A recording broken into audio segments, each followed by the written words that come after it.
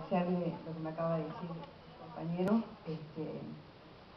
Es difícil conectarse con el pasado de uno y el presente al mismo tiempo, por lo menos para mí, y me alegro mucho que de algo sirva el esfuerzo que he puesto a lo largo de mi vida para entender lo que estamos viviendo, o tratar de entender lo que estamos viviendo. Creo que es un momento crucial en la vida nuestra, de todos nosotros, y particularmente, posiblemente de nuestra generación. Yo ya estoy viejita, he vivido muchas cosas, y creo que este momento es aleccionador porque es una paradoja como yo por lo menos no la he vivido antes. Por un lado, hay un desnudamiento de las estructuras de poder local e internacional, como nunca lo he visto yo antes, por lo menos. Y por el otro lado, hay una enorme desinformación sobre lo que está ocurriendo y falta de información y falta de debate, tanto intelectual como político. Por eso felicito a los organizadores el haber hecho una cosa como esta, o el tratar de fomentar el debate a través de estas asambleas. Y antes de terminar, espero pedir que me avisen 5 minutos para proponer algunas cositas concretas, para que esto no quede simplemente en asambleas.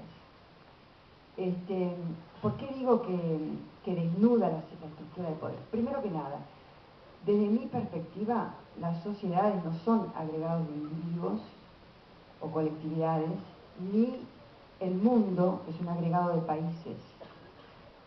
Yo miro las cosas, puedo estar muy equivocada y es parcial mi mirada, como la de cualquier sujeto que analiza, pero quisiera ponerlo de frente para que se sepa cuáles son las limitaciones, digamos, ¿no? Yo miro las cosas como estructuras de relaciones sociales. Dentro de las relaciones sociales, las relaciones de poder son las definitorias. Estas relaciones de poder se dan en todos los ámbitos de la vida de los individuos, pero en las sociedades modernas, lo fundamental gira en torno a las relaciones de poder económico. Y estas relaciones de poder económico se estructuran en base a distintas dimensiones. Una es la producción del excedente económico de una sociedad, y la otra es la apropiación y distribución de ese excedente. Y de la riqueza acumulada, porque todas las sociedades tienen riquezas y recursos naturales, y dentro de esa riqueza acumulada están los recursos naturales y los ingresos, simplemente los ingresos de la población. Entonces, tanto a nivel local como a nivel internacional, hay estructuras de poder. La Argentina tiene una estructura de poder y está insertada en una estructura de poder mundial. Entonces, analizar el momento actual, el presente o el futuro, sin considerar qué es lo que está pasando desde el punto de vista de las relaciones de poder, me parece que es una pérdida de tiempo, y es permitir que esa estructura de poder, que excluye permanentemente a vastos sectores sociales, se siga reproduciendo. Entonces, la base de toda transformación es el conocimiento. Si no hay información, no puede haber, si no hay información y no hay debate, no puede haber conocimiento. Si no hay conocimiento, no hay creación de conciencia nacional o de conciencia de los problemas que un país tiene. Y si no hay conciencia, no hay transformación. La conciencia, por supuesto, va más allá de la simple elucubración teórica, implica organización para el cambio. Por eso nuevamente los felicito por lo que están haciendo y espero que esto fructifique y se permanezca en el tiempo y en el espacio. Bueno, volviendo a la estructura de por qué es especialmente aleccionador el momento actual, es porque muestra cómo se interconecta la estructura de poder local con la internacional. Y al mismo tiempo muestra, paradójicamente muestra las cosas que se pueden hacer para producir cambios en esa estructura. Nosotros hemos vivido como país unos 6-8 meses definitorios por la claridad, que han sido caracterizados por una corrida cambiaria y por una dolarización, y por lo que se llama restricción externa, es decir, la falta de divisas para pagar las importaciones, lo cual hace del dólar algo sumamente buscado. Hemos vivido todo eso porque hay una estructura de poder que lo ha hecho posible. Y esa estructura de poder se basa en el control monopólico o oligopólico de sectores claves de la sociedad. Y esos sectores claves no son solamente producción, es decir, vamos por partes. Digamos que son 3 cosas definitorias. Una son las divisas, la otra son los precios y la tercera es la información. ninguna va primero que la otra, todas son tan importantes una como la otra, pero el resultado de controlar monopólicamente todo esto, o oligopólicamente estas cosas, hace que los gobiernos de turno que intentan producir algunos cambios queden coercitivamente sancionados constantemente a través de los golpes de mercado, los golpes informativos, ¿no? Volviendo entonces al momento actual, a pesar de que este gobierno sobrevivió la corrida, la dolarización no la ha sobrevivido. Estamos en plena dolarización, está tratando de contenerse, pero está. Hay una política oficial de precios cuidados que es muy importante, pero le falta para mí un ingrediente crucial, que es la participación ciudadana en el control de los precios en las cadenas de valor. Después entro a detallar algo un poco más, quiero ir un poquito más para el lado de la coyuntura internacional. Hablar de la coyuntura internacional a futuro, sin hablar de la estructura de poder que la caracteriza, nos lleva a un debate estéril, me parece a mí. Creo que hay que entender qué es lo que pasa en el momento actual para poder mirar hacia el futuro y decir qué hacemos. Y en el momento actual hay una crisis sistémica muy grande, pero esa crisis sistémica no quiere decir que esté anulada la estructura de poder, el control que tienen ciertos actores cruciales, que son las empresas multinacionales, digamos, de las cadenas de valor a nivel de la producción. O sea, la producción mundial está integrada en cadenas de valor, en las cuales los distintos países, por llamarlos así, están colgados de una pestaña en algún sector de esa cadena o en algún lugarcito de esa cadena, porque el control de esa cadena la tienen empresas multinacionales que tienen control monopólico sobre la información y sobre la producción de tecnología y sobre el comercio. Entonces es muy difícil para un país soberano imponer políticas de industrialización, por ejemplo, cuando su estructura productiva está integrada ya de una determinada forma en estas cadenas de valor. Y esa determinada forma hace que, por ejemplo, la generación de empleo genuino en el país, en la industria, sea muy relativa, se estanque y no progrese. Porque, porque hay todo un problema tecnológico que hay que discutir, si es relevante o no para nuestros países ese nivel de tecnología, que genera necesariamente falta de ocupación, incluso desocupación. Y esto no ocurre solamente acá, ocurre en el mundo entero, y por eso es que en los países como Estados Unidos, que es el centro del poder mundial, no haya habido una desindustrialización terrible, porque las empresas se van a producir industrialmente a los lugares donde tienen los recursos que requieren al menor costo posible, entre ellos la mano de obra, y sacan las industrias de los países. Entonces, yo creo que si tenemos que mirar algo en el momento actual es mirar qué pasó con la industrialización argentina en los últimos 10 años. Y en qué medida hemos logrado crear una base industrial, saliendo del desbarajuste total en el cual estaba la industria en el 2001-2003, si hemos logrado crear una base mínima como para generar empleo genuino. Y no tenemos que conformarnos con la idea de que vamos a vivir con un grupo de excluidos para siempre, porque el capitalismo salvaje es así. No. Yo creo que si hay algo fascinante en el momento actual es que el capitalismo está en discusión. Es decir, y lo que pasa es que nosotros nos miramos mucho el ombligo y no miramos lo que está pasando en los países centrales. En los países centrales no son monolíticos, hay una enorme desocupación, hay una enorme miseria, y ahí empieza a haber un debate incipiente sobre lo que está ocurriendo. Y nosotros estamos totalmente marginados de todo eso.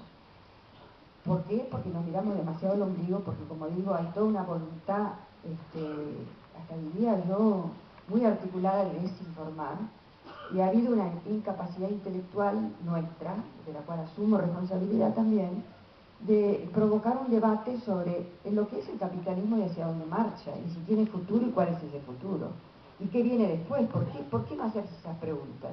No hay por qué dar por sentado todo, está todo en discusión en la vida de uno, de un individuo. Lo que pasa es que es muy difícil el momento actual porque no sabemos cuál es el reemplazo, ¿no es cierto? Pero eso no puede impedir que discutamos y pensemos, porque acá está el arma crucial de los pueblos, está en la cabeza, en el empoderamiento que da la cabeza, y por eso hay que usar la cabeza en todos los niveles, no solamente en el nivel de los funcionarios, y por eso es que en los países como el nuestro, donde están estas estructuras tan enraizadas, es necesario promover la participación ciudadana en el control de gestión, en todos los niveles de la vida del país.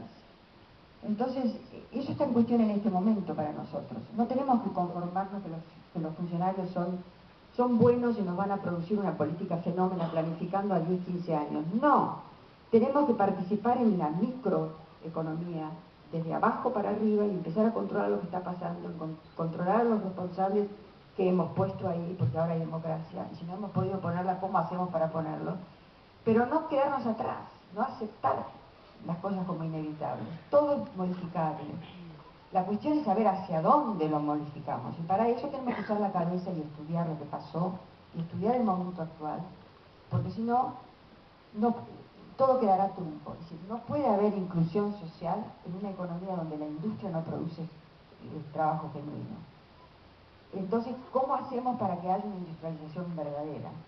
Entonces ahí empezamos a pensar en qué conexión tenemos nosotros en la división internacional del trabajo que existe, cómo estamos nosotros prendidos, cómo entra Brasil en ese emprendimiento, cómo entran los países vecinos.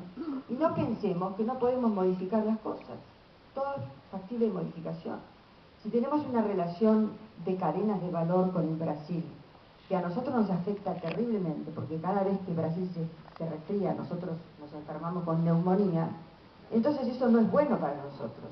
Discutámoslo desde una posición de fuerza.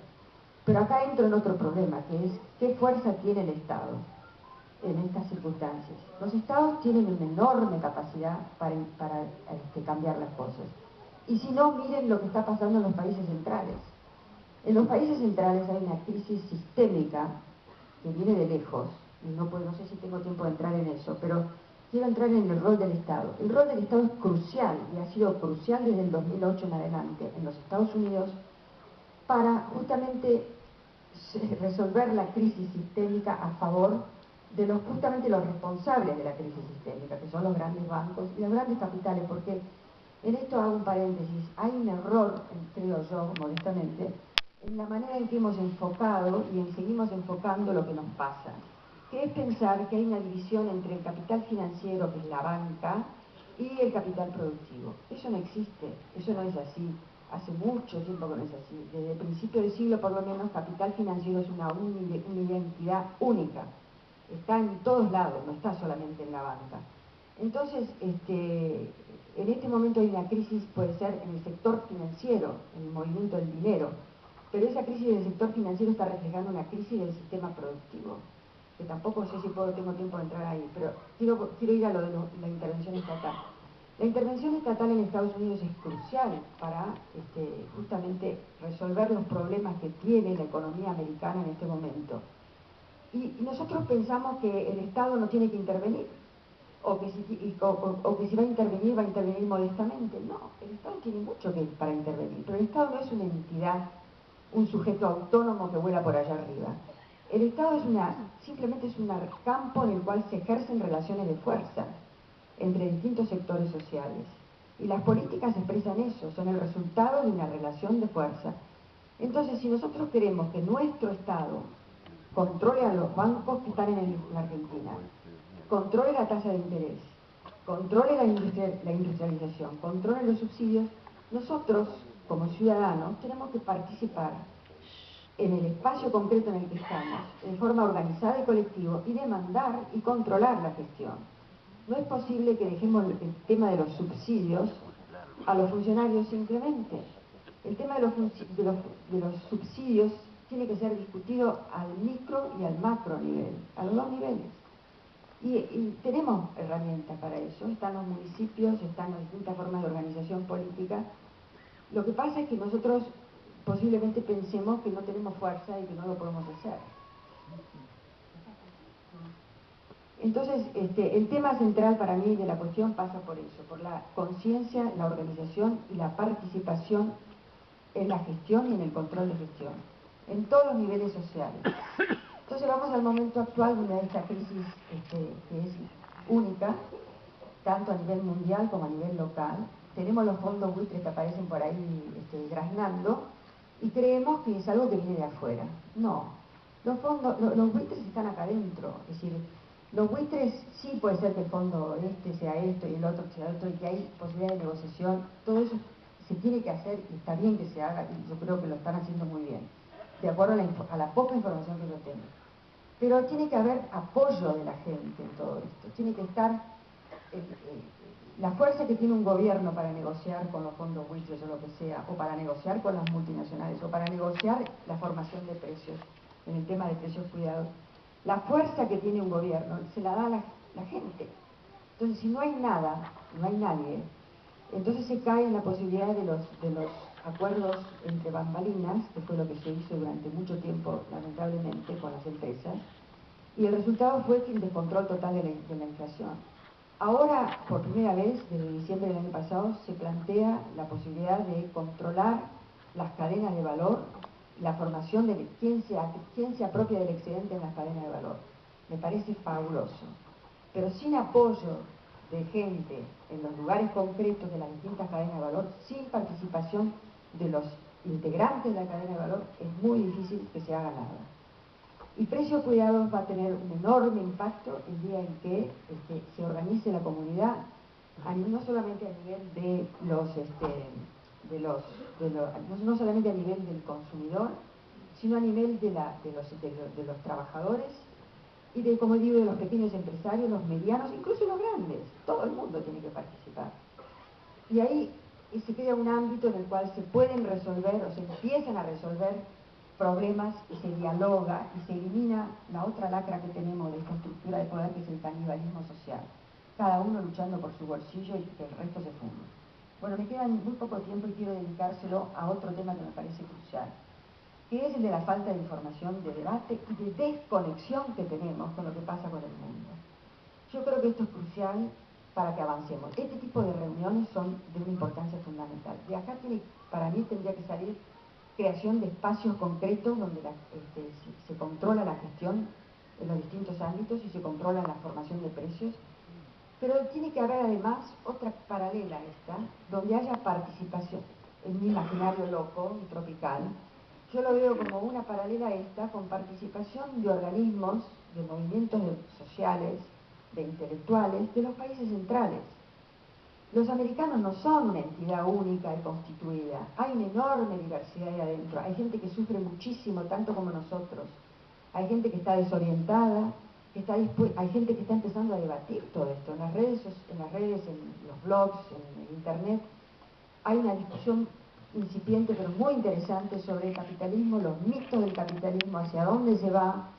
Todo eso nosotros tenemos que meternos en esa discusión, tenemos que traerla acá, tenemos que conectarnos con la discusión y si no la hay, promoverla en los países vecinos. O sea, no quedarnos mirándonos el ombligo y cómo luchamos con los buitres y contra la formación de precios acá. Tenemos que ampliar la mano y traerlos acá, ya se verá cómo, pero hay manera de hacerlo. Hay manera de pedir ayuda económica para hacer estas reuniones, pero lo fundamental es que se tenga la idea del concepto, de que solo nosotros no vamos a ningún lado, porque no vamos a terminar con la inclusión social en esta generación, ni vamos a terminar con el capitalismo en esta generación, ni nada por el estilo. Lo que podemos hacer es acumular fuerzas para más adelante. Y se acumula fuerzas cuando uno se organiza y se crea conciencia. Y no se puede hacer esto si nos miramos el ombligo y nada más, porque estamos insertos en una estructura mundial que nos va mucho más allá de nosotros. Y en esta estructura mundial también están los brasileños, los uruguayos, los chilenos, pero también están los americanos, los europeos. Y no pensemos que son un bloque monolítico, ni pensemos tampoco que el sistema judicial americano es un bloque monolítico. Hay contradicciones, hay fluidez, y nosotros tenemos que enterarnos primero de eso, pasar la mano, traerlos, discutir, traerlos, son hermanos como somos nosotros, y sufren como somos nosotros, aunque no lo crean, y tal vez en muchos sectores mucho más. Entonces, terminemos con esta historia del ombligo, miremos hacia adelante, terminemos con la idea de planificar a 40 años, miremos el presente, entendamos lo que está pasando ahora, veamos cómo podemos ayudar a este gobierno a hacer lo que le queda para hacer, y veamos cómo podemos acumular fuerzas para el futuro, porque no se terminan, como dijo el chino hoy, no se termina en una elección, esto sigue para adelante, y esto tal vez sea la mejor herencia de los últimos 10 años, que se ha crecido de abajo para arriba, y que se tiene voluntad de seguir creciendo. Bueno, y acá la acabo.